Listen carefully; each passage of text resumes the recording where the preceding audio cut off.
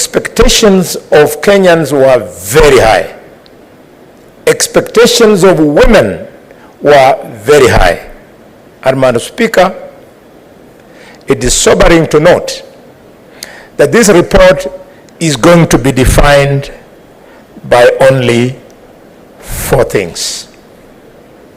It's going to be defined and be remembered for creating the office of the leader of the opposition, the office of the prime minister, fixing the problem of IEBC, and lastly but not least, it will be remembered for its failure. It failed. It failed because Kenyans paid by limb, by sweat, by blood, and by life, so that their promise that due to this particular dialogue, the cost of living would come down, they hoped that this would fix it. It has not.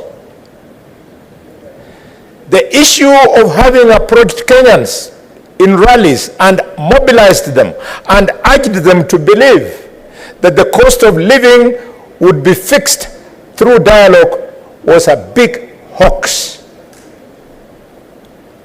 It is therefore sad that nowhere in this report have we fixed the cost of living. The second failure, Madam Speaker, is the 2/3 gender rule. It's a huge failure. I never knew that people were lying about 2/3 gender. I don't know what people fear about women. Madam Speaker, the cost of running the office of the leader of the opposition, the cost of running the entire retinue around the office of the prime minister is far more than the cost of fixing the 2/3 gender rule in this house, where we need only 2 women more, and in the National Assembly. It was deceit that we have not fixed the problem of 2/3 gender. The fact that it was downgraded to be taken to a task was a confirmation that nobody wanted it. Outside this negotiated process, which is political, you can never fix the 2/3 gender rule. It's a shame, and I want to urge ourselves to reflect. I have heard you, Chair, when you're contributing, as Speaker, when you're contributing, you said they be given 1 week. They don't need a week. We just give them 1 hour to go and pray. After praying, they fix an addendum that the 2/3 gender rule has been agreed upon. End of story. If you don't like 2/3 gender rule, why are you using the current constitution, which provides for the same? This is my problem, and we will move our country, whether some people like it or not.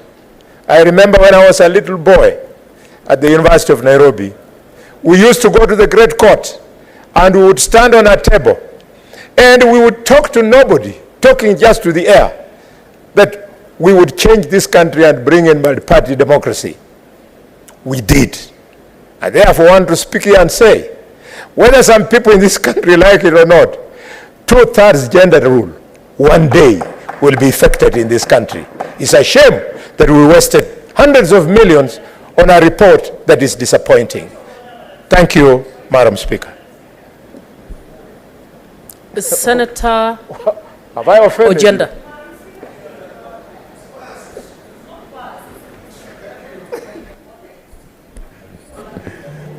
Thank you, Madam Speaker. Thank you, Madam Speaker. Allow me to... Senator Tobiko. Let me take this opportunity, Madam Speaker. What's the point of order? Honorable member speaking, but it's about the AC levels in this house.